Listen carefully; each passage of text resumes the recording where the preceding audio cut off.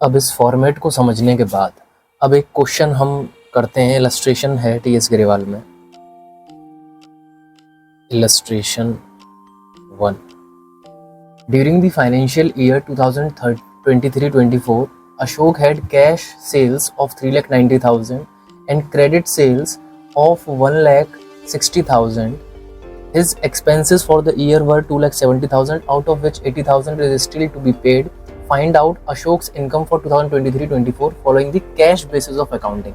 सबसे पहले बिना टाइम वेस्ट के हम फॉर्मेट तैयार कर लेते हैं।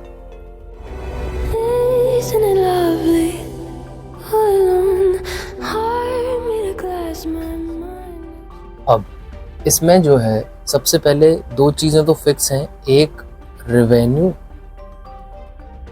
और दूसरा एक्सपेंस। आप इसको रेवेन्यू को कंप्लीट करके उसके बाद ही एक्सपेंस लिखेंगे, क्योंकि कितना स्पेस लगेगा हमें अंदाज़ा नहीं है। तो रेवेन्यू के अंदर सिर्फ और सिर्फ रिसीव्ड वाला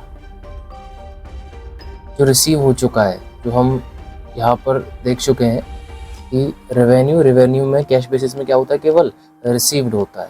ठीक, रिसीव्ड। तो रिसीव्ड में अब क्या रिसीव किया है वो लिखना है। तो आपने रिसीव किया है सबसे पहले कैश सेल्स, यानी कैश सेल्स। सेल करके जो सामान बिका 3,90,000। 3,90,000 क्रेडिट सेल है बाकी। तो रेवेन्यू में केवल यही चीज़ है, तो इसको लाइन यहाँ खींच के हम यहाँ 3,90,000।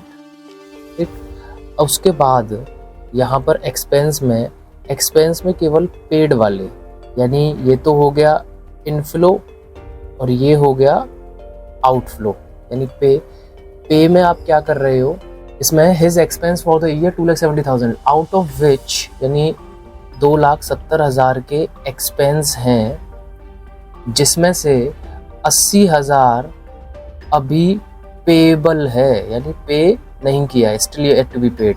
तो जो एक्चुअल में पेड में जो आएगा वो कितना आएगा, 1,90,000, 1,90,000। तो यहाँ हम लिखेंगे एक्सपेंसेस, कोई एक्सपेंस का नाम नहीं दिया तो एक्सपेंस ही आ जाएगा, 1,90,000, 1,90,000। ठीक, अब आपको कैलकुलेट, अब आपके पास रेवेन्यू है ये रहा अमाउंट, आपके पास एक्सपेंस है ये रहा अमाउंट। तो अब आप इस रेवेन्यू में से इस एक्सपेंस को माइनस कर दें तो आपकी नेट इनकम निकल कर आ जाएगी। नेट इनकम, यहाँ शॉर्ट में फॉर्मूला भी लिख देते हैं, रेवेन्यू माइनस एक्सपेंस। तो 3,90,000 में से 1,90,000 घटाया तो 2,00,000। ये हमारा फाइनल आंसर। ठीक,